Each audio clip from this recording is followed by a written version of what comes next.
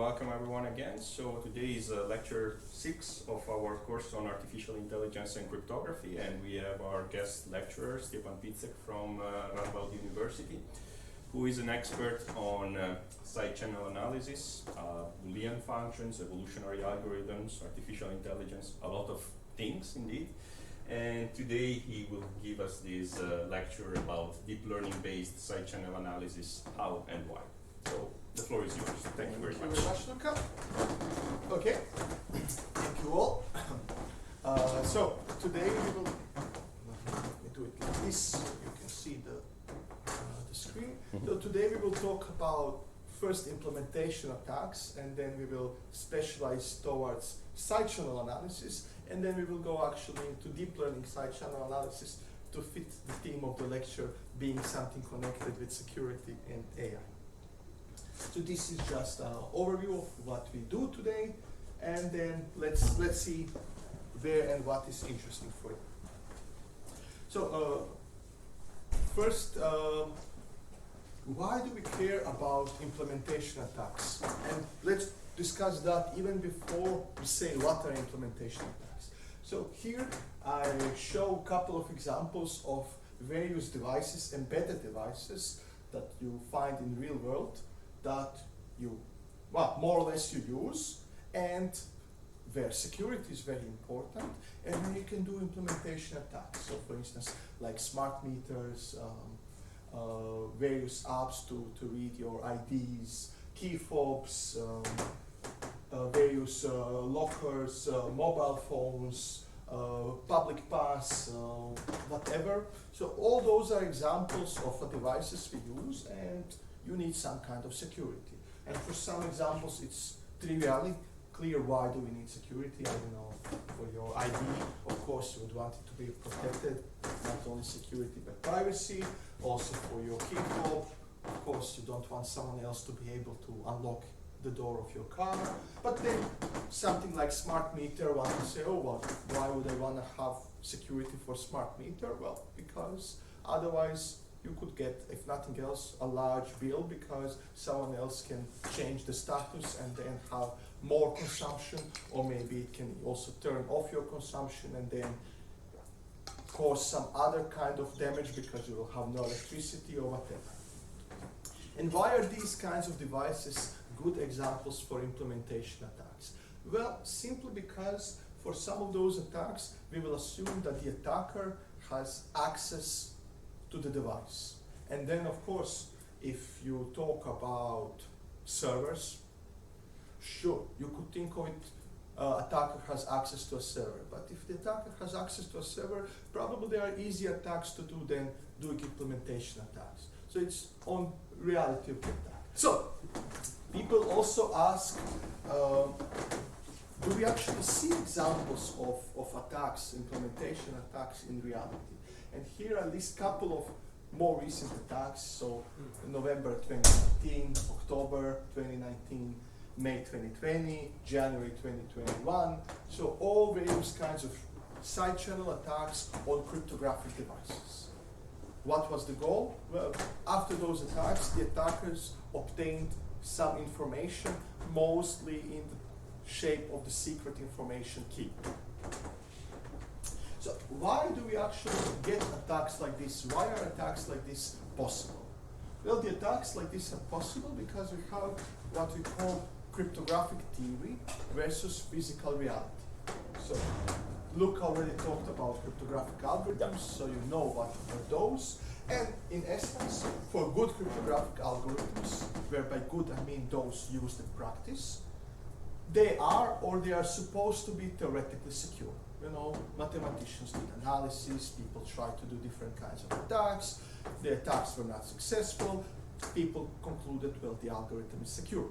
Or there was, the algorithm is connected with some difficult mathematical problem, and then you say, well, as long as this problem is difficult, breaking a system is difficult. So that would be public key crypto, integer factorization, discrete logarithm problem, things like that. But a very important thing, implementations leak in physical world.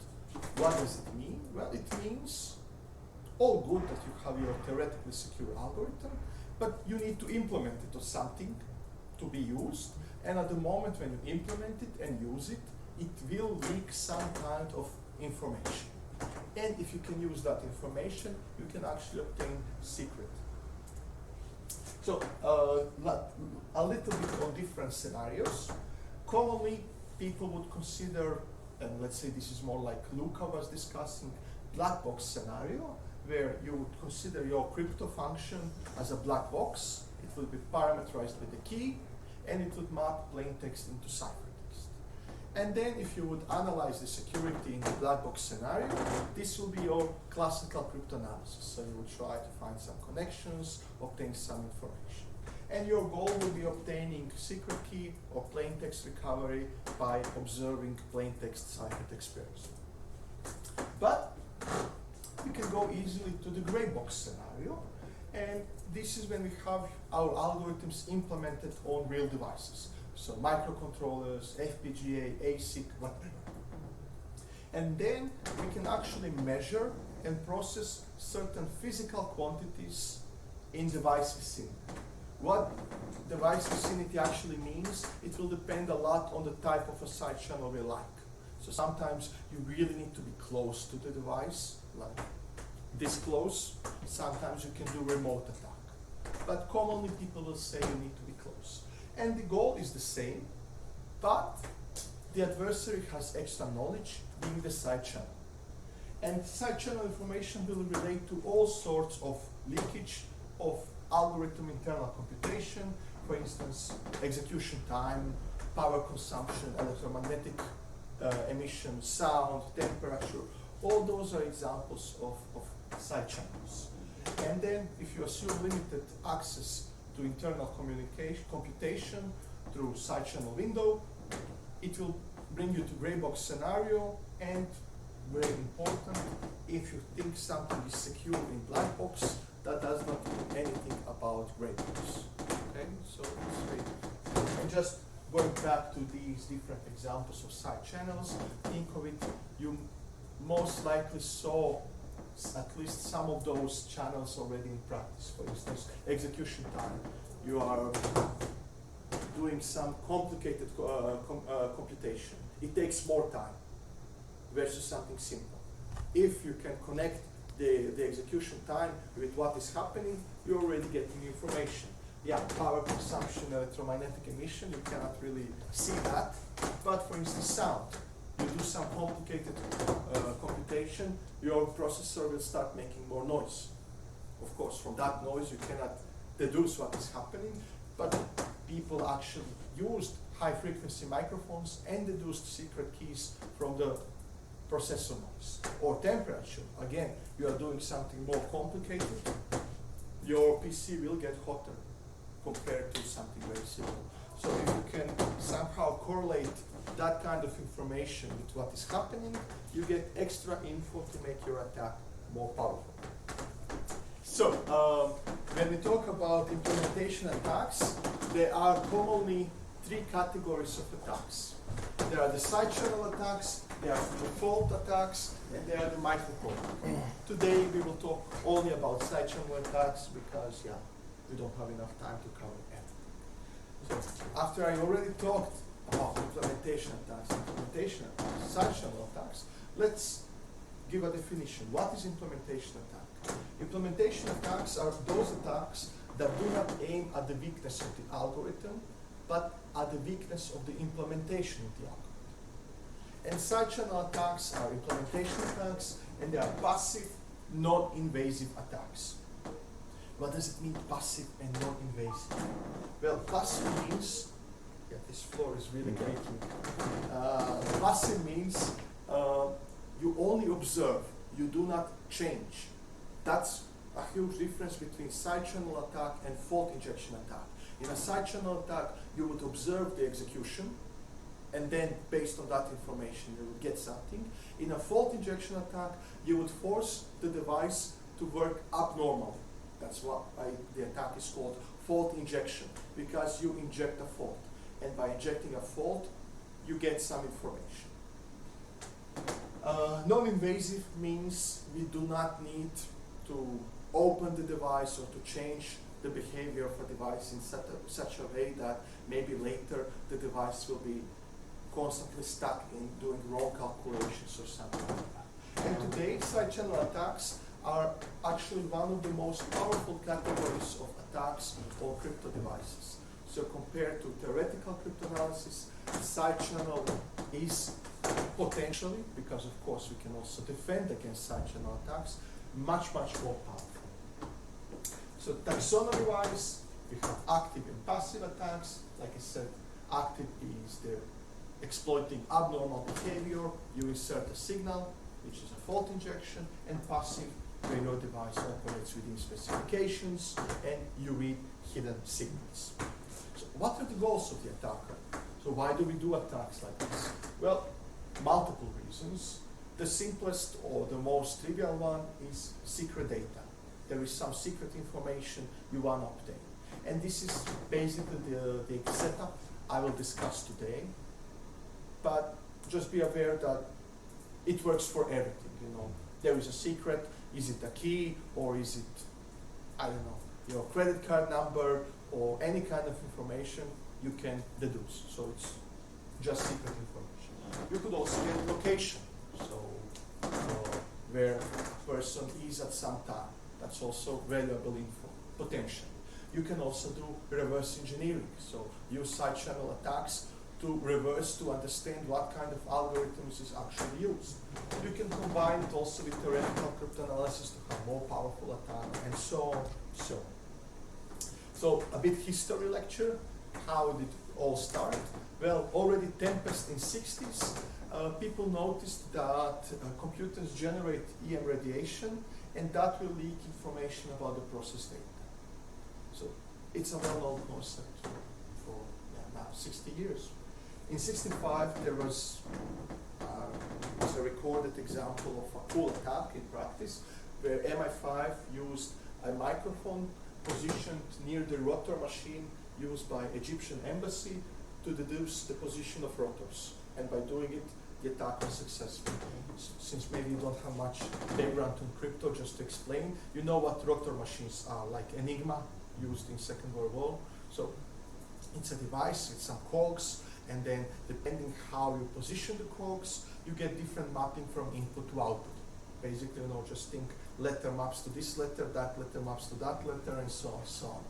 But you would be in a setup that someone can eavesdrop, listen to you turning the cogs, then that person, by noise, can deduce what position the cogs are in, and if they have the same device, which is not difficult to have, turn the cogs in the same manner, and then they will have the attack successful because they will be able to decrypt. So very simple. And then in '96, we had the first academic publication of side channel attacks with time, so timing side channel. '97, we had the famous Belcore attack, which is a fault injection attack, very, very famous attack on RSA. 1999, first publication side channel on power. Then 2002, first example of profiling side channel attack, which is something we will talk today. Then around 2010, 2011, first examples of machine learning attacks. And then, let's say 2016, first examples of deep learning attacks. So this is let's say, the development, and very soon we will start talking about deep learning and go in details there. So let's talk about side channels. What are the side channels? So there can be many side channels. Here I list a couple of, let's say, call them common examples, or examples that are relatively straightforward is maybe overstatement, but more straightforward to use to obtain useful information. So power, you measure with oscilloscope the power consumption. From there, you could straightforwardly come to the key. And this is what people do a lot. Time, again, we discussed timing. It's a very simple, it's a very cool side channel because it also works remotely. Then there is the temperature, which can be a bit less precise, of course, because it's very difficult to map exactly temperature to a tenth of a degree to a certain consumption. Then electromagnetic radiation, sound. Yeah, we are missing a part of the screen, but it's fine. Okay, a bit on two common side channels, just for you to get more info. Timing is one of the earliest side channel attacks. Why? Because it's easy to do measurement collection. You know, you just, for instance, obtain different executions of your algorithm. Different executions will last different time. From there, you will get some information how to do the attack. What's very interesting about timing, it can be exploited remotely. Okay, so if I want to do timing attack, I do not need to sit next to the device I want to attack. I can attack a server around the globe and just measure the time for calculation, and by doing that, still obtain the secret. Commonly, what does it do? It exploits not foreseen effects of cache to crypto implementation. Okay, so this is also connected with the more modern microarchitectural attacks, which are cache-based attacks. Maybe you've heard of attacks like prime plus probe, flush plus reload, things like that. More recent happening in last years. It can be applied to both symmetric and public key crypto, and it works very nicely.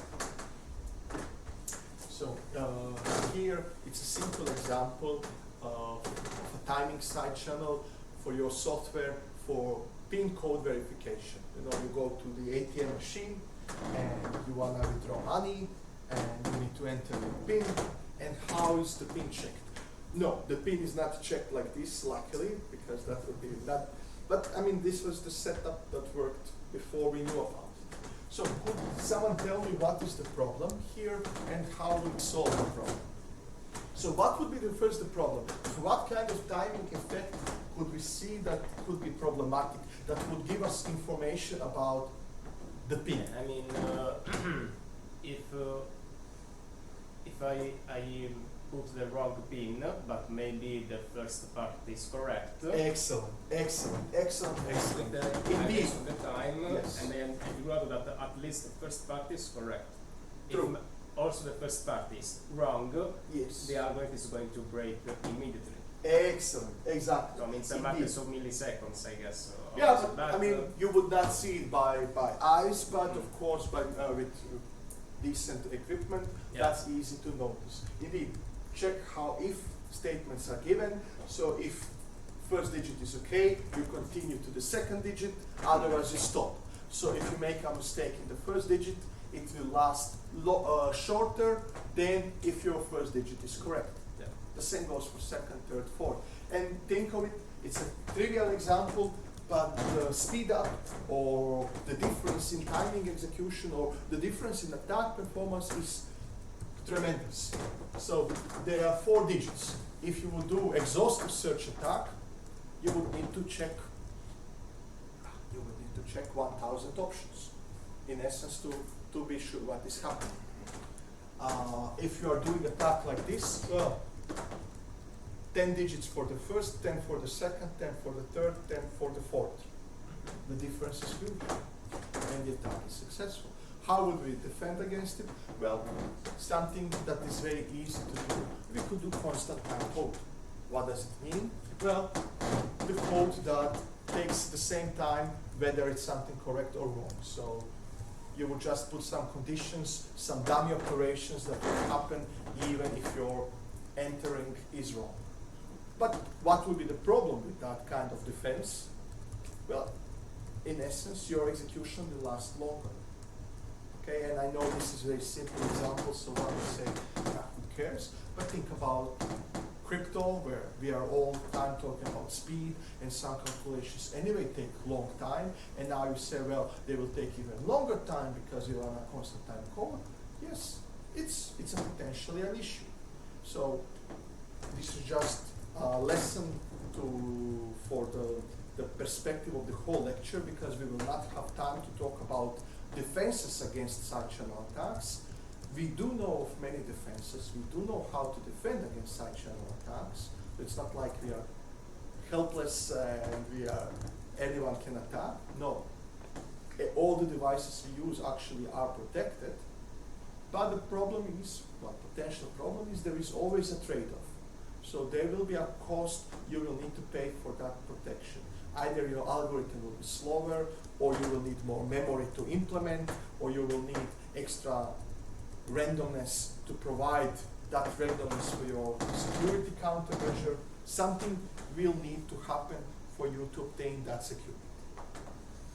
The second side channel I will discuss is power consumption, because this is one of the most popular technologies, popular technologies attacks today, the ways how to be attacked.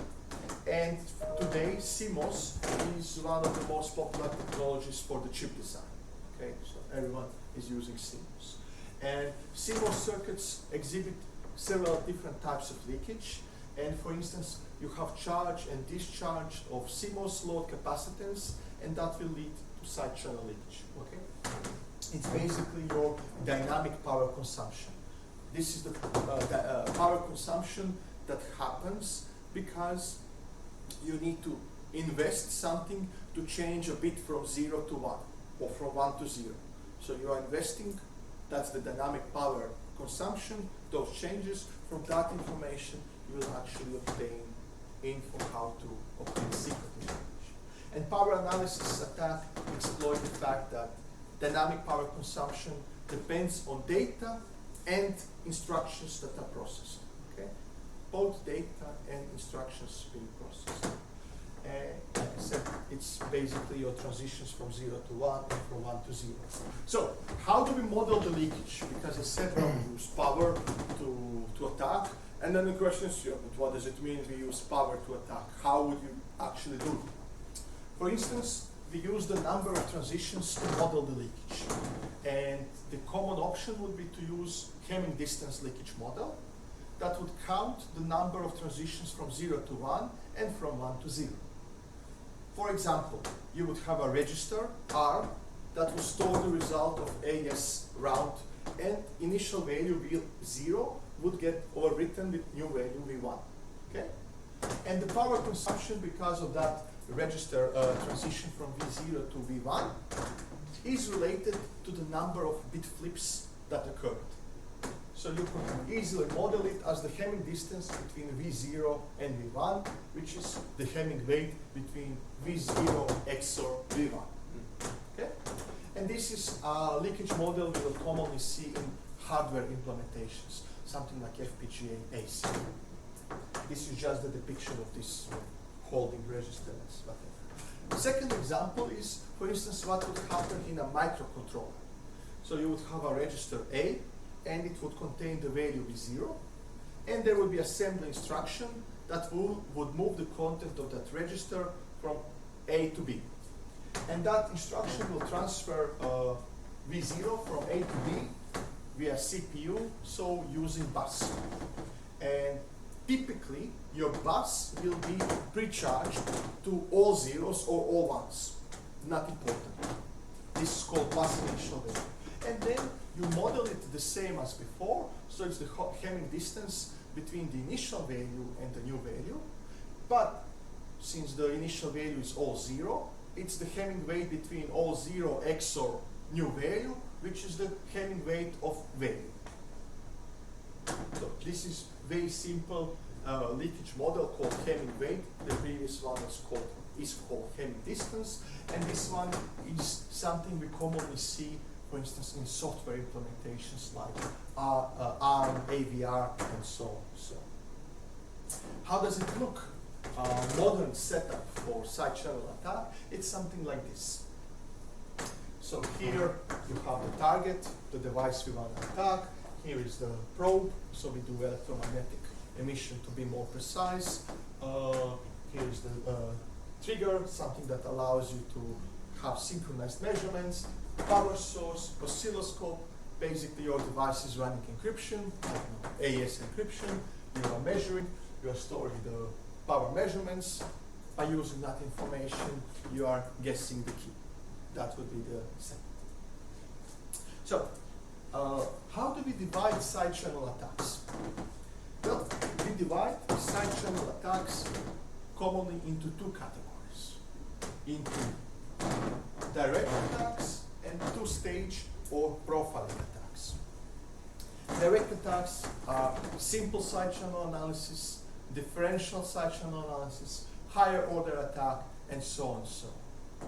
Two-stage or profiling attack are template attack, stochastic models, machine learning based attacks.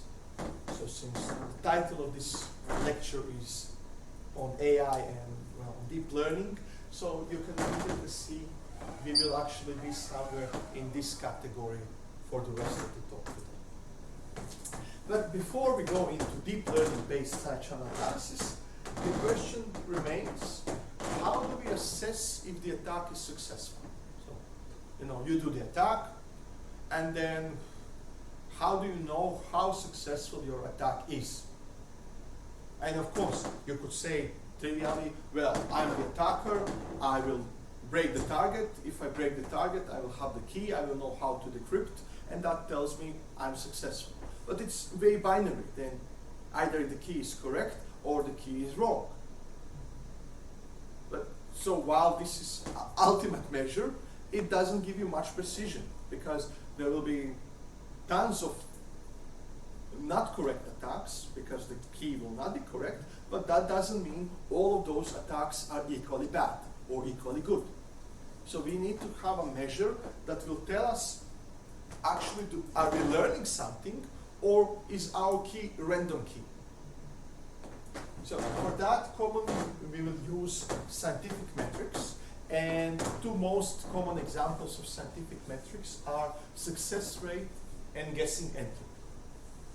So what is the success rate? It's the estimated average probability of success. What is the guessing entropy? Well, it's the average key rank. Okay? And what does it mean? Well, it's simple. You do your attack. You will, as a result of your attack, you will get a vector of probabilities of, or called guessing vector. That will tell you how likely every key is to happen. And of course, I'm abstracting big parts because one could say, yeah, but how many keys do we actually have? And that depends on exactly what algorithm do you attack and what setup. But the point is, all your side channel attacks will commonly work in what is called divide and conquer approach. Okay? So you are attacking something that is small enough that you can do exhaustive, and then based on the exhaustive, you will say, aha, this key looks the best. But if you are able to say this key looks the best, then you are also able to say, aha, this key looks second best, third best, all the way to the worst key. And this is our guessing vector. And this is what will tell us how good or bad our attack is. So for instance, I will mostly talk today about AES. So you know about AES, you covered it. Yeah. And AES, the easiest place to attack in a AES algorithm with side channel attacks is after the S-box part.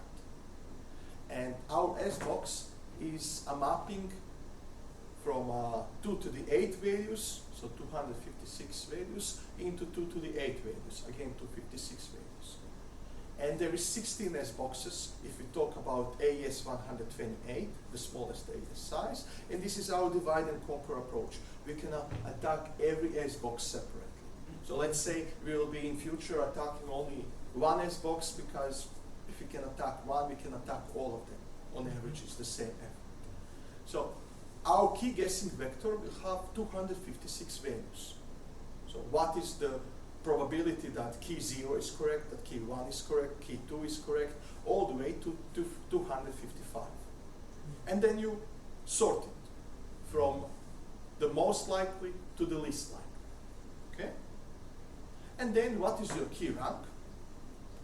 Well, key rank is just the position where there is the correct key. You know, for instance, if the correct key would be on the first position, that would give you a key rank of 0, because your best guess is correct.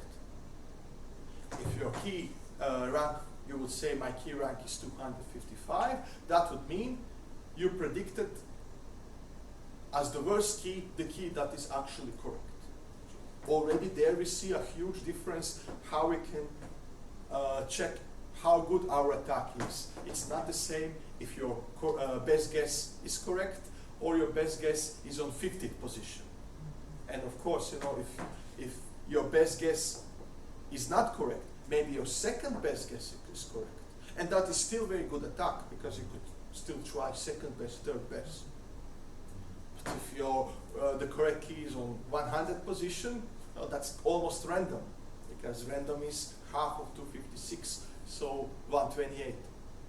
So that's the difference. That's the key rank. It tells you on what position is the correct key. We want it to be as soon happening as possible, because that will mean our way how we predicted what is the correct key is better. And what is the guessing entropy? The guessing entropy is simply the average key rank. Why do we average it? Well, because one will still ask the question, okay, but based on what did you get that guessing vector? Well, based on certain measurements, certain side channel traces. You know, on oscilloscope I measured encryption, I measured second encryption, third encryption. I did that 10,000 times. I have 10,000 encryptions. Maybe if I take first 10 measurements, I will get my key rank to be 0, as possible. If I take second 10 measurements, maybe it's a bit more noisy, and I will get my key rank being equal to 2. So the question is, what is the correct answer? Is it 0 or is it 2? Well, difficult to say. You need to say, well, depending on the measurements, it can be 0, it can be 2, and probably can be other numbers.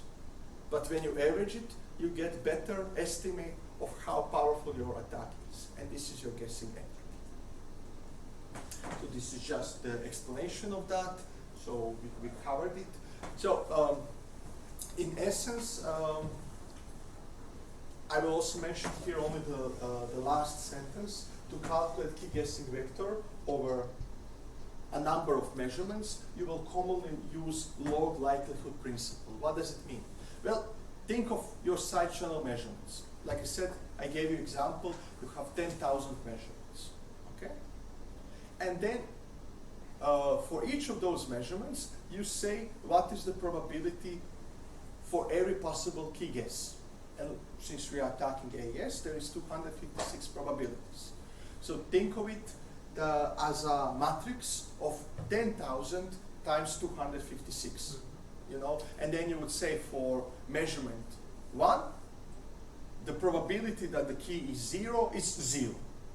For measurement 2, the probability that key is 0 is 0.1. And that's set up for all the measurements for all key guesses. And then the question is, how do we combine that information over traces? Well, how you would you combine it column-wise per key guess, and you would multiply probabilities. But since those probabilities are very small, commonly 0.00 whatever, then once you start multiplying those numbers, it will go to smaller and smaller numbers, and soon it does not look nice to calculate. That's why we will go to logarithmic space and we will sum those values. So that's the log likelihood principle. That's scientific. You know, that's how we do observations, how good are our attacks from the scientific academic perspective. How do we do it more from industry perspective? Well, there are two practical schemes. Test-based schemes like NIST FIPS 140 or ISO, and evaluation-based schemes like common criteria. And there, the notion of time is much more important. So you will not so much ask the question on what position is the correct key. What you're carrying there is how much time do you need to break a target? Can you break it in less than 1 day? Can you break it in less than 1 week? In less than 1 month? Or more than 1 month? So different levels. That tells you how secure your device is. Because in essence, things can be broken. It's just the question how much effort you need to spend to break it. Because if you need to spend 1 month effort and invest money for the equipment, for your time that is worth 100,000 euros to break a target that is worth 1 euro, well, you are successful. Congratulations, but the attack is not so realistic that will happen in practice, because for real attackers does not bring so much potential. Maybe, of course, from that attack, the attacker can do something else and so on and so on. But on the simple level, that's why time perspective is important, because it will tell you all the effort you need to invest to break something. Okay, so profiling attacks, the topic of the lecture. Profiling attacks actually have quite prominent place today as the most powerful type of side channel attacks. And if you remember from a couple of slides before, profiling attacks are also called two-stage attacks. And that already tells you everything. They happen in two phases. So first there is the profiling phase, where you as the attacker have access to an open copy of a device you want to attack, and using that open copy that's under your full control, you make a model, you make a template, however you want to call it, and then in the second attack phase, you actually use that model to make your attack more powerful. Okay? And template attack is the first example of a profiling attack, and it's well known from 2002 attack, and actually even template attack is nothing new for 2002. It's quadratic discriminant analysis known from 1930s. Okay? And while it's very powerful, or the most powerful one from the information theoretic perspective, to be the most powerful, it needs unreasonable assumptions. For instance, having unlimited number of measurements. But you never have unlimited number of measurements. You can have many, but it's still very much limited compared to all the possible options there are. So once you start going into more limited setups, template attack becomes less powerful, and then you can play with machine learning that is potentially more powerful. And of course, you probably know, you know about machine learning, and you can probably tell me, profiling two-stage attacks, what does that remind you in machine learning? To what kind of machine learning type? What kind of machine learning happens in two phases? Like training and testing. Excellent. Supervised machine learning, training and testing. Profiling is training, attack is testing.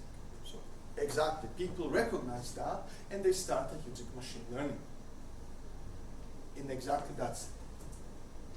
And this is how it looks like. All your profiling attacks, they look something like this. Good. So basically, there are two devices. There is the identical copy, and there is the device under attack. Sorry, I will move this. No problem. Identical copy is your device. You have full control of that device. And then someone will say, oh, that's not realistic. Yeah, but it's very realistic. I want to attack smart card. Yeah, who makes smart cards in series of one? There are many of those. So there is very high likelihood that you can obtain the same type of card running the same algorithm from same batch or whatever, and that's your device. And then you do whatever you want. I don't know, I want to attack my mobile phone. I just buy one more.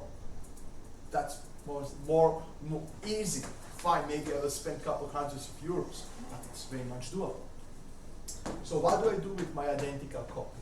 Well, since it's under my control, I send various configurations, so plain texts, keys. It's my device. I know what the key is, or keys are, and I obtain ciphertext.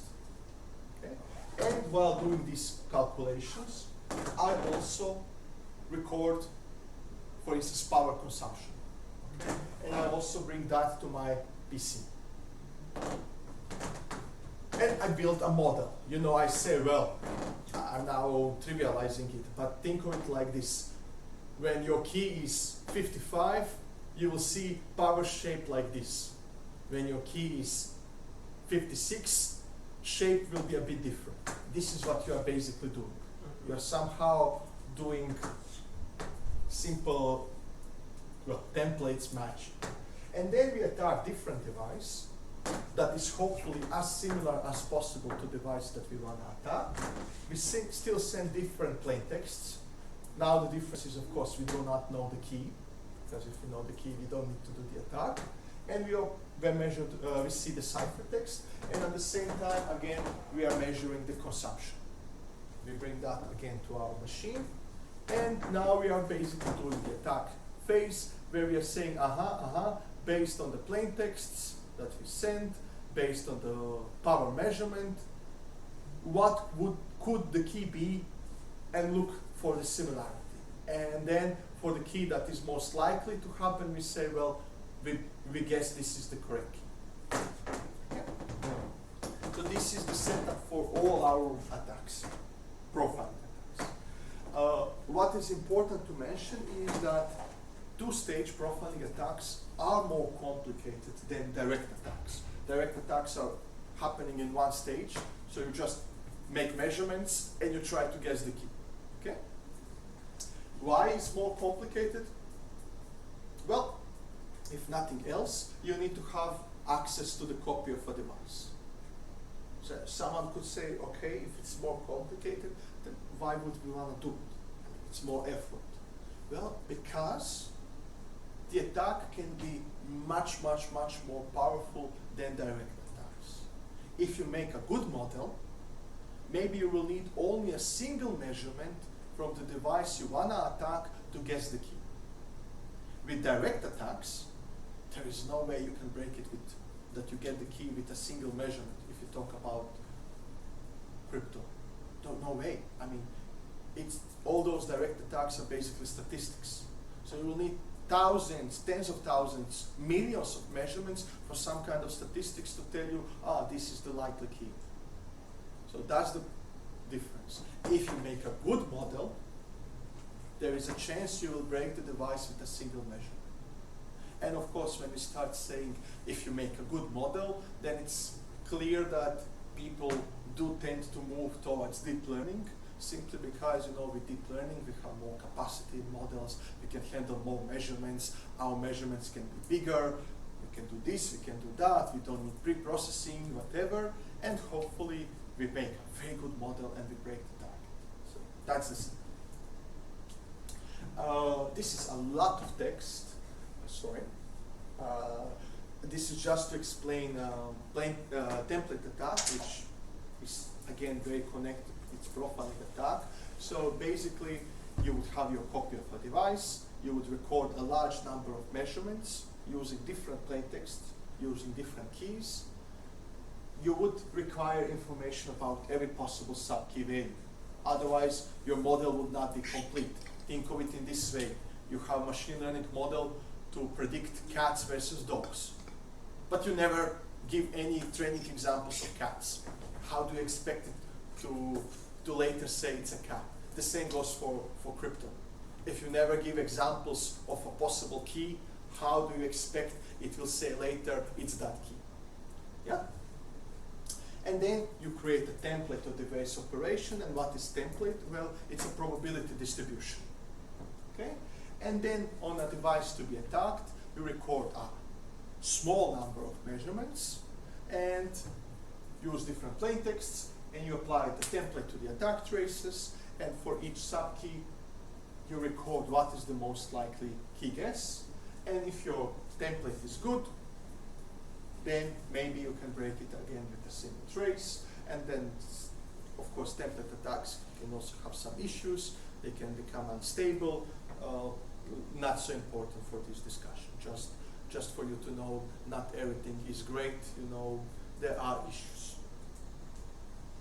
Of course, like I already said, machine learning can be very powerful for side-channel analysis, and we already noticed it has very clear connection with supervised machine learning. And talking about the task, it's commonly connected with classification task. There are some works using regression, but most of the works consider classification task. So our labels, our classes are values between 0 and 255, for instance, for AES box. Okay? And people ask, for what can we actually use machine learning for side-channel analysis? Well, my answer is for whatever you want. You can use it for classification, So for the attack itself, you can also try to do, this is more public key crypto, some kind of clustering. You know, in public key crypto, you are trying to guess exponent values. So that's binary 0 or 1. So think of having two buckets and you put one or the other bucket, if it's 0, if it's 1. Feature engineering, pre-processing. So all those tasks are quite common for especially machine learning side channel analysis. When I say machine learning, I mean that phase from, let's say, 2010 to 2016, where people used machine learning a lot for side channel analysis, but it wasn't deep learning like deep neural networks, things like that. And the question that people often ask, okay, but what kind of machine learning did we actually use in that time? Well, honest answer is many things, you know, why not? It's a way how to produce papers, use a different machine learning algorithm and say that now we have a new result. But mostly people used naive Bayes, random forest, support vector machines, and multi-layer perceptron. And now someone will say, oh, but multi-layer perceptron, that's deep learning. Yes, but if you have one hidden layer, it's shallow learning. If you have multiple layers, hidden layers, then it's deep learning. And most of first papers with multi-layer perceptrons never really reported the number of layers. So most likely it was shallow learning, but actually who would know? But from 2016, there is a first paper using convolutional neural networks, and then we are sure it's deep learning, only this. And actually today, we are quite happy with deep learning, and it's somehow positioning itself as the most powerful choice for profiling side channel attacks, okay? And when I say most powerful, I mostly mean academic. Of course, industry is still using more different types of attacks, more well-known attacks, maybe simpler to tune, more easier to understand, but academically, the best results we have today are with deep learning. This is just to show you the number of publications. So from 2016, probably this is not complete list. For sure, it's not complete list if you consider papers not published in English and things like that. But these are papers on deep learning side channel analysis written in English. So 2016, we actually have that one paper published in December. So almost 2017.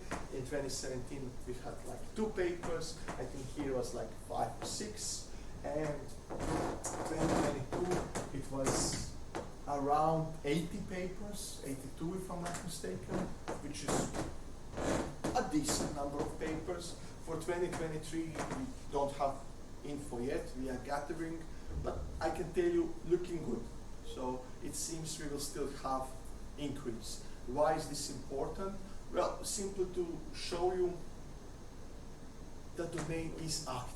People are working in this domain. Of course, if you would compare this with, I don't know, computer vision, yeah, then it's nothing, because there you have thousands of papers. But considering many other parts of crypto, this is actually a very active research domain. For instance, if you would just compare it with the whole fault injection, the whole fault injection has much less papers than only deep learning side channel analysis. And then, you know, if you would also add other types of side channel, then many more papers, but there is decent effort in this direction. So, all our machine learning, deep learning algorithms, setups for side channel attacks kind of follow this scheme. What do we do? Well, we have our device, oscilloscope, we make some measurements, and we obtain raw measurements. So our raw data. What is the raw data? It's whatever your oscilloscope is giving you while your device is running encryption, decryption, whatever. Okay? Then you have data pre-processing phase. What is data pre-processing phase? Well, for instance, you would, maybe there were some problems with some measurements, so you would possibly remove some measurements. You would normalize, standardize your data. You would maybe do some data augmentation technique, whatever. Then you have your feature engineering, which for deep learning is not so important as it was for machine learning, because for machine learning algorithms, you would still try to select only the most important features, because the complexity of algorithms is commonly going to the cube power with the number of features, things like that, and then if you have many features, then your algorithm will never finish, because most of the machine learning algorithms are not implemented to run on GPUs, they run on CPUs, so it's kind of slowish, and one could also ask, but how big are our raw data? How many features do we have? Well, it depends on the length of your algorithm, so how long does it take to record, so it depends also on the oscilloscope, what is the sampling rate, but it's not uncommon to have hundreds of thousands of features per trace, okay? Hundreds of thousands of features. So of course, if you would plug all this to your support vector machines and then having complexity in number of features to the cube power, that would kill your whatever you have as a PC, even a cluster. So there, it's very important to do feature engineering. With deep learning, with powerful GPUs, I don't know if you have access to clusters, people do experiment much more also with bigger traces, raw data. The next step is the algorithm selection and model training. Basically, there are so many algorithms, even if we say we want to use deep learning, basically that means you want to use neural networks, but there are so many different neural network types. So what neural network do you actually want to use? And even when you select your neural network, there are so many hyperparameters. How do you tune your neural network? I mean, that's a lot of effort. And actually later when we start discussing more concrete examples, most of the works in deep learning side channel analysis is handling that part. So how do we actually select and tune a good neural network to break attack? And once we do that, well, we do our attack evaluation and we say, with this neural network, I needed 10 measurements to break my target. With that neural network, I needed 50 measurements to break the target, and since 10 is less than 50, that one is better, and that one is my best attack. So that's the setup we follow. So what kind of neural networks are commonly used for side channel analysis? Well, multi-layer perceptron and convolutional neural networks, these are the two most common approaches. So this is what 95+% of papers is using, okay? Then there are also applications of autoencoders, whether for feature selection or denoising, then a bit on recurrent neural network, residual neural network, generative adversarial network. So all those are, let's say, more or less common examples, where by common, of course, generative adversarial network, I know maybe 4 papers, 5, while convolutional neural network is 200 papers. So it's not the same, but this is what you see. So people commonly explore these types of neural networks. Why do I have, again, sure, to impress you once more. So let's go into a bit more concrete examples. First, I list here a couple of papers. They are relevant from the perspective, I told you, most of the efforts, most of the papers are trying to understand what kind of neural network is the best, how to tune that neural network. And of course, you know that tuning a neural network can be a very demanding task, depending on size of type of neural network. There can be many hyperparameters, and then the question is, how do you look for best neural networks? Maybe you will just do random search of your neural networks, maybe you will do some grid search, maybe you will use some advanced technique like evolutionary algorithms or whatever. Or maybe you will find some principles how to design a good neural network for side channel attacks. And these two papers are the first papers that actually discussed how to make a methodology to build neural networks for side channel analysis. while it's not trivial to use these methodologies for different data sets, different setups, it's still valid effort into, let's say, more explainable, human explainable reasoning. Why do we do this or why we do that? Other option, how to do hyperparameter tuning, that is very efficient in the sense of end attack performance, is using reinforcement learning. So a different concept from machine learning. And basically, you teach agent how to perform a task, but letting experiment and experience the environment and maximizing reward. So what is the task, break a target, what is the experience, well, you would say how good your attack is, and you would play with that and you would improve and improve and improve. And this is just example to show you what kind of attack can we get. So this is your guessing entropy. This is the number of traces. Remember, we have a matrix, number of traces. So the more traces, we sum in logarithmic the probabilities. So of course, the more traces you use, your attack should be more confident, stronger. Yeah, that's why you will commonly, on a successful examples, see lines from going from, I don't know, around, from random guess to 0. And the faster you come to 0, the better your attack.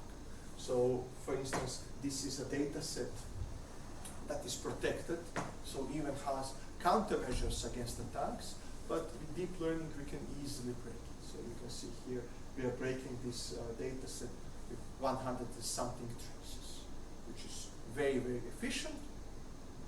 But of course, if you remember, I said maybe we can break with 1, you could still say, it's 2 orders of magnitude more than the best possible attack. So, while in practice this would be considered crazy efficient, we can make it more powerful. So it's not like this is the best. The problem with reinforcement learning is it's quite expensive computationally.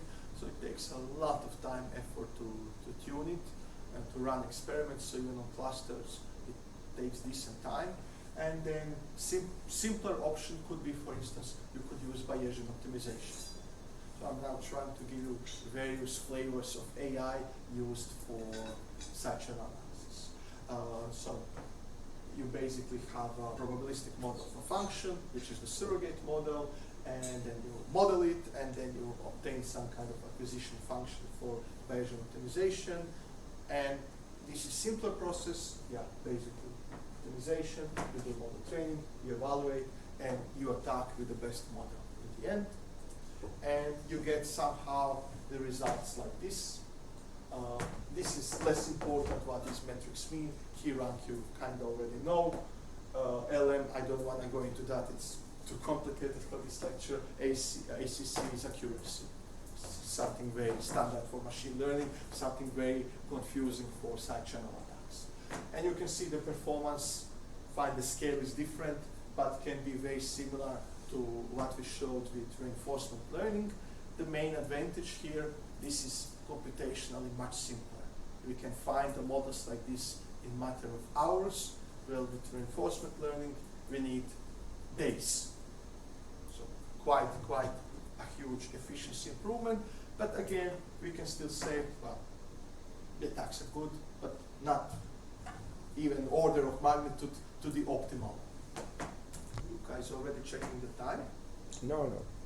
You have enough time, yeah. Yes. So one cool example of AI usage for side channel is using denoising out encoders.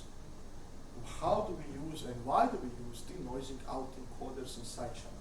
Well, we use denoising out encoder to remove noise, like the name says. But what is noise? Noise is a countermeasure in side channel. So think of a setup where you protect your device by having some noise generator, and then when you obtain your measurements, every feature point is plus minus some noise, and then because of that, guessing correct value is more difficult. But if you would have a setup with denoising out encoder that models the function of a noise, you can remove the noise from the measurement and attack easier. And how do denoising autoencoders work? Well, on one side you put noisy measurements, on the other side you put noiseless measurements, and you basically ask your autoencoder to find a function mapping from one to other. And then once you have that function, you apply that function later to noisy measurements, new noisy measurements, the one from the device you want to attack, and it will remove parts of the noise. Do you know how autoencoders look like? So they have two parts, encoder, decoder. So you go to some kind of latent space, and then from latent space you reconstruct. Here noisy, noiseless, so basically you would find a function to remove. And this is just a couple of results. TA is template attack, MLP is multi-layer persistence, CNN is convolutional network, and for instance, one way how you would denoise Gaussian noise is averaging. This is just information processing approach. How do you remove noise? Well, we average. By averaging, you remove the noise. So this is how we also do it inside channel classically, and this is how we do it with autoencoder. So we can actually see both work, but adding more and more and more measurements for averaging is quite good. But here we can see that a different type of countermeasure called misalignment or desynchronization. With autoencoder, we can defeat it much better than the best statistical methods we have in classical side channel analysis. Sorry, one curiosity. CAE stands for autoencoder Convolutional autoencoder. Yes, Okay. yes. It's a biggish architecture, but nothing special. Mm-hmm. So, what is the point of this countermeasure, this synchronization? Well, think of it in this way. You have your measurements, and you want your measurements to be aligned. You know, like if on feature 55 for first measurement is important, you want feature 55 of the second measurement to be important. If feature 55 for second measurement is noise, then it will not work. So that's why you want your measurements to be aligned. But misalignment, desynchronization happens because of the environment, but also because of the countermeasures. Just think of a setup where you would have random dummy operations. Then every time important operation would happen on a different spot. So either you would somehow align it before, or you could use something like this to remove the effect of misalignment. And then, of course, there are more and more and more examples. Here, it's a very simple example. I'm going a little bit faster. Ensembles. I mean, you all know ensembles.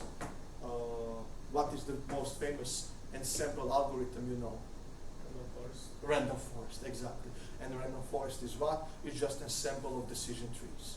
So why are ensembles also a natural thing to use for deep learning side channel analysis? In essence, any kind of deep learning? Well, because you do a lot of hyperparameter tuning. And then if you do a lot of hyperparameter tuning, you end up with one best neural network. But it's not like the second best is terrible. Second best is also very good. Third best is also very good. And depending on how many experiments you do, and people commonly do a couple of hundreds, that means there is a number of neural networks that can actually performs very well. And why don't we just combine the results? Make an ensemble out of those. And here you can see some results. And again, it's the same data set. And we can see actually, now this is 100. Our attack becomes even more efficient than before. So ensembles further improve the performance of our attacks, which is quite nice. Just a different data set here. More recent results. So let's say what I talked up to now are classical results in the sense happening between 2016 to 2020. Okay, I find 2020 was very recent, but considering that the whole domain is only 7-8 years, let's say it's long past. More recently, people try to understand what hyperparameters are more important. Because if you know what hyperparameters are more important, then we need to spend less time in tuning in less important parameters, and then hopefully we can do more searches in the more important, and so on and so on. So blue is, red is not important, greenish is important, and blue is a little bit less important. Why I'm showing this, just to show you that unfortunately we don't know much. Basically everything is either blue or green, which kind of means, well, for now we can more or less think almost everything is important. There is work recognizing importance. But on a plus side, we are very lucky because we see many things actually does work very good. Okay, simple hyperparameter search. We get today's state-of-the-art results with random search. We don't need fancy things. Yes, you can get fancy things, and we get a bit better results. But even random search works nice. Data augmentation, very nice for side channel. Various types of architectures. I discussed multi-representation, evolutionary network, this, that, all works nice. Also, what I did not mention, but very important, nicely, at least for the publicly available data sets, we need very small architectures to break it. When you talk about images, things like that, it's common to talk about architectures having dozens of layers, more than hundreds of layers, okay? Present 150 plus layers. For side channel, state-of-the-art results today are achieved with neural networks having 4, 5, 6 layers. Comparatively, very, very small architectures. Of course, the more difficult data sets that we will have, with more protected and more complicated, most likely we will need to have more complicated neural networks. But for now, the situation looks good for us. I mean, there's plenty of place to grow. It's not like we already need huge architectures and then in a couple of years we will need 500-layer architecture. Most likely we will never need more than 20 layers based on the current state of the art. Custom metrics, neural network elements. This is also very interesting. People do explore, since, for instance, we don't care about accuracy in such an analysis necessarily. Why do we measure accuracy? Why wouldn't we make a loss function and fine, knowing a loss function does not measure accuracy because accuracy is not differentiable, but in essence cross entropy is kind of giving you that perspective. So why wouldn't we measure something that's more side channel related? Can we make a neural network layer that is specific for side channel attack? So people are also very much interested in things like that. And I will give one more state-of-the-art example of the attacks. So this is just the setup.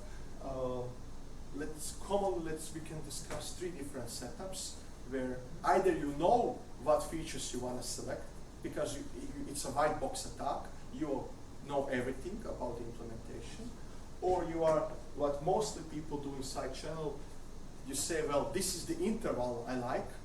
I will take all features from here to here, or no knowledge, basically take everything, really raw measurements. Why is this practical? Well, because this is significantly smaller size.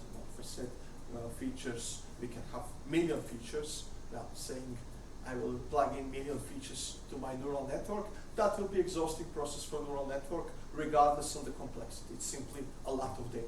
But if from that million I can say, well, I know everything is important is happening in this 10,000, why wouldn't I use only that 10,000? Of course, on the other side, we could say, but this is what you think those 10,000 are important. Maybe neural network will find some importance in other features. So that's the trade-off. And this is what we actually played. And so these are just the details. Since you don't know the data set details, these numbers are less important for you. But this table is, let's say, important. Notice the numbers in blue. It's 1. That's the best possible attack. You need 1 measurement to break the target. And what do we see? Well, we can break it with 1 measurement in a white box setup when we know everything. But we can also break it in black box setup when we know nothing and we feed everything to neural network, and we leave for neural networks to decide what is important. Actually, the worst is when we are somewhere in the middle and say, this is important, it's a range, because, yeah, we apparently miss things. So this is more recent. What is nice about this, even with this black box setup, we still need very small neural networks, 4 or 5 layers to break the target with a single measure. Nothing can beat single measurement attack. This is all in a supervised setup. Okay, we talked. Well, we have open device. I know the key. I know everything. I make my model. I guess on a different device. But what people are struggling for a couple of years is, can we make unsupervised attack? And the first effort was in 2019 by Benjamin Timon. Approach was called VDLA, and it works, but it was computationally quite expensive. Why? Because for every key hypothesis, you needed a separate neural network, which means when you attack one S-box from AES, you have 256 neural networks. Quite significant effort. And then, you know, people try to improve that and make it faster. This is also where people started using regression. That again made it faster. But we can do also different type of the attack called PLDL, plain text label distribution attack. And why does this attack work? Well, very simple. It works because we have commonly with our algorithms some bijective mapping. You know, before we said we know plain text, we know the key because it's our device, and we basically observe ciphertext. But we could also say, well, there is a unique mapping between plain text and ciphertext, and from that relation we can obtain the key. The only difference in setup is that now in the profiling phase we don't have many different keys, but we have a single key, the one that we want to attack. Of course, because if you have many keys, then what would be the mapping between plain text and ciphertext? There will be many mappings for many different keys. But now you have a single mapping for all of those. So this is then the function we can use. Basically, you do not know the key, but it's bijective. You know plain text, you know ciphertext, you can deduce the key. And this is the common setup, the one I talked about now. For instance, you have a measurement, you have your sensitive data, you have your model, and then now in plain text-based model, you have your plain text, you have your traces, you build your profiling model. So it's a simple model, again, a bit more different depiction of it, and these are the 3 common setups. So this would be the non-profiling, this would be the attack, and this is the profiling that we talked up to now. And what I just want to show you are a couple of results. So CPA is direct attack, the one that we did not even discuss. More is regression based. DDLA is the one with many neural networks. PLDL is the one I mentioned here. And you can actually notice the results are quite good. If I give only number, this is the number of measurements to break the target. If I give KR number, this is what is the key rank after all the measurements were taken. Yeah? So obviously numbers are better, only number, because that means we really broke the target. Key rank is 0, and the smaller the number, the better. So something like this would be great. We broke it with a single measure. And you will ask, why do we have 2 numbers? Because we used several different leakage models. You remember Hamming distance, Hamming weight we discussed. So these are here common leakage models for deep learning side channel analysis. And of course, some more things very important for side channel analysis are portability. What is the portability? Well, it's a fact that we have 2 devices. And while we say they are similar, they're not identical. And at the moment when devices are not identical, you always get a question, okay, but the model you learned with a one device, can can it really map perfectly to the second device? Most commonly, it does not map perfectly. It can be very good map, but not great. Custom loss functions are already said, something to be more close. Explainability. Of course, explainability is very important for anything with deep learning. It's a generic topic that people are interested in. Why they are so interested in explainability? Well, simply because to give us understanding why do we get what we get. And the same reason goes also inside channel. But you can really see the importance inside channel for explainability. Let me tell you. So you are a security evaluator. You work in a company that takes a device from a manufacturer and reports to the manufacturer how good is the security. Okay? This is the common setup. I don't know, you all have credit cards. All your credit cards, for instance, are certified by a company saying, yes, it's secure against attacks. But now think of a setup where your card is not secure against attack. You as the evaluator break it. And then you are reporting that to the manufacturer.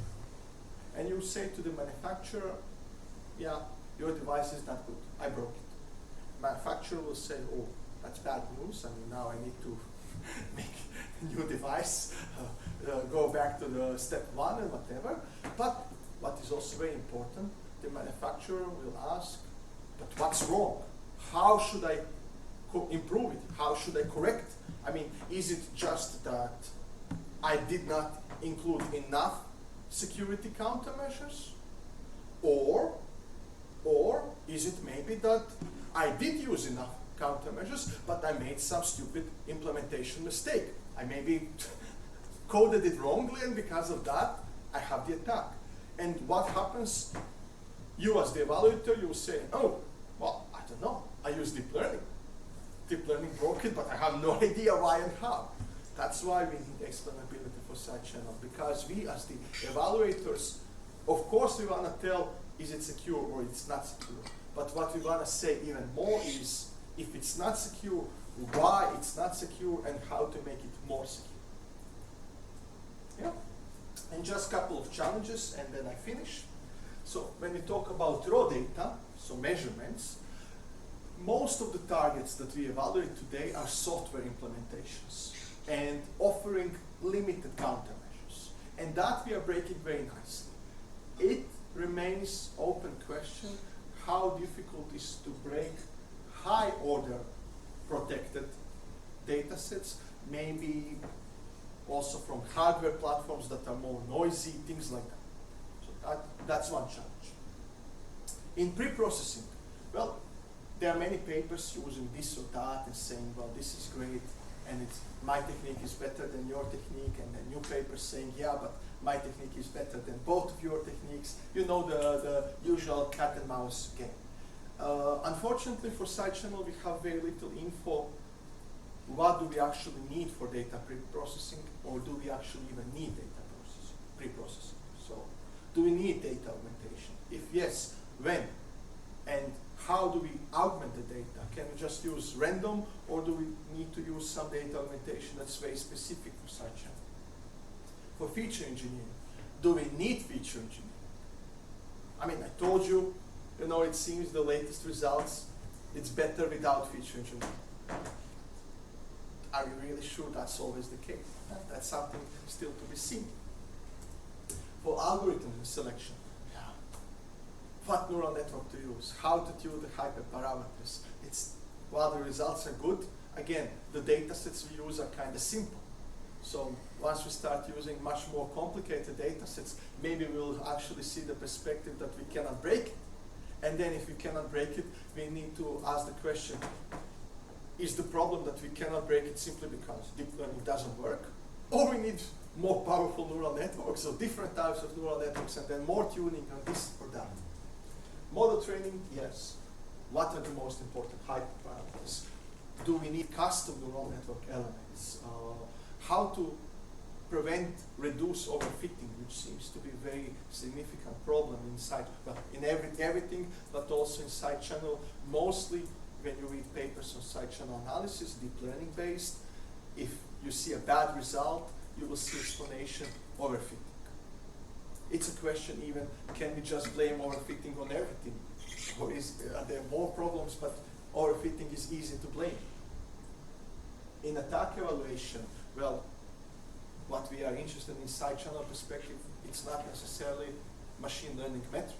So how do we reconcile those two perspectives?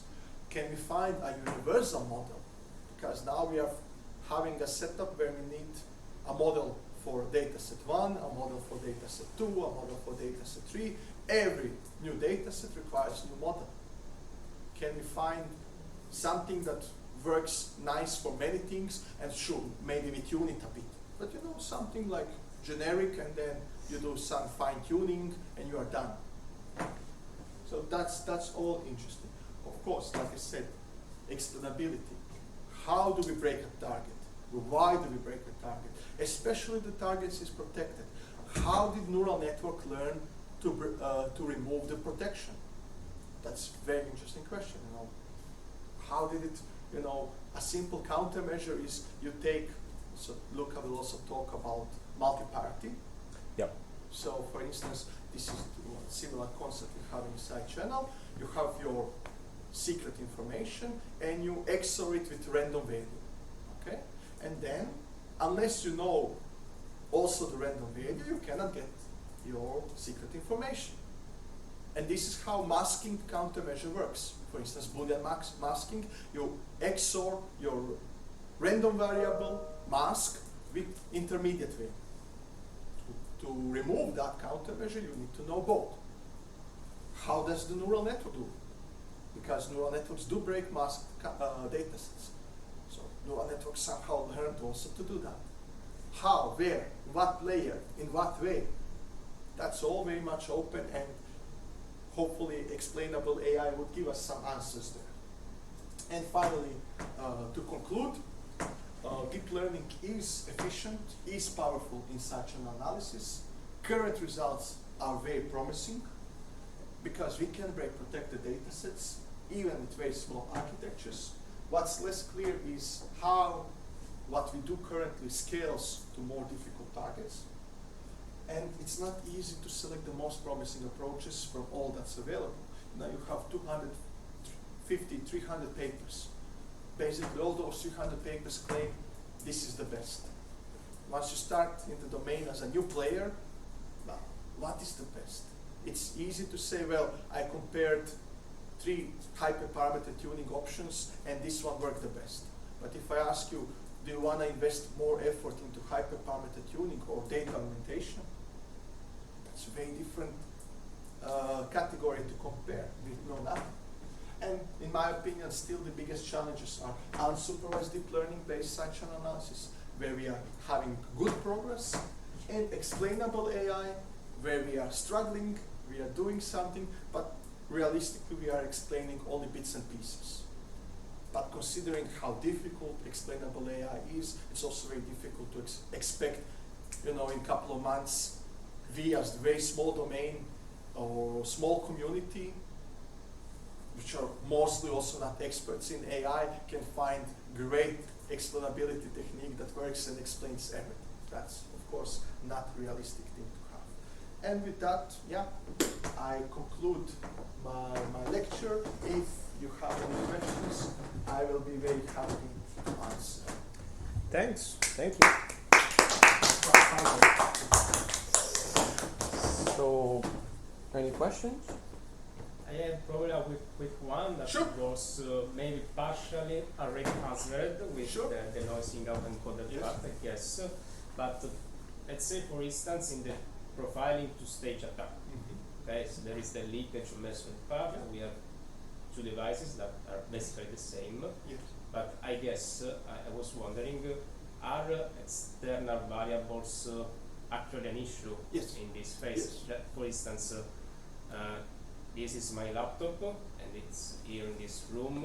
It's the fresh air, Yes. and then there is a copy, an exact copy, in another room Yes. where there is no fresh air. I don't know if Yes. we yes, can yes. call it noise Yes, something yes, like environmental effects are very important. Of course, laptop is a very difficult example because your laptop runs so many things. So even if the same laptop, you know, you run it today and tomorrow in the same room, there will be Yeah, different yeah. processes. Because Let's maybe say, the RAM is exactly, will but be let's say different. even if it's a simple device, yes, different setup, different oscilloscope to measure. I don't know, you have electromagnetic emission, maybe you're measuring that. For that you use EM probe. If your EM probe is not at exactly the same angle for both devices, you will measure different things. So environment is very important. I guess also the age of the device. Yes, itself. aging is a factor also. So that's why you know, certification labs will measure multiple things in cages, same time, fresh devices, and still you can have the differences. Yeah. Okay. Yeah, so yes, it's an issue. Other questions? I have a quick curiosity about like countermeasures. So you said that, for example, Boolean masking right now is not sufficient to address this kind of attacks. I remember there was a kind of idea ongoing about using adversarial examples to as a countermeasure, let's say, to fool these kind of models. Did it go successfully in the end, or okay? No. I mean, in theory, adversarial examples sound like great countermeasure because, I mean, one could say you are already doing adversarial examples with this. Maybe they are just not minimal in the sense, you know, they perturb while not being observable. So that's adversarial example, something that's minimal or whatever. So in essence, it sounds great, and you can do it when you already measure, and then you add change later. You know, it's let's call it digital world. You know, you make your data set from you measure the encryption, and then on that data set you add adversarial example. That's very good. That's great. It works. The problem is, how would you really implement that countermeasure in hardware, in software, in a real world device that's running? Because think of it just also in this way. If it's in hardware, having adversarial noise generator, special chip, is far from trivial to have. And then, even let's say you make a chip like that, once you put that chip close to your crypto chip, maybe the crypto chip will give interference to that chip, and together it will not be the same noise that you planned to be, because the device is, you know, it's live environment. It's very easy, you know, data sets suffer whatever. You know, you take a data set, you add noise, and you say, yeah, this is countermeasure. Great, but how to do it in reality is much more challenging. So that's the biggest issue in my problem, how to really make it in practice that it behaves in that way. Mm-hmm.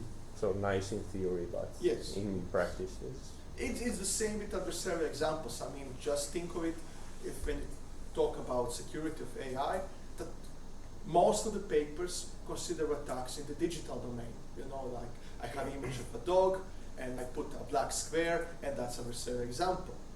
But if you go to physical world attack, you see very rare attacks because it's much more difficult, you know, from the setup, from the environment, from the measurement. You know, that's why you have all the examples, not only, but commonly, like on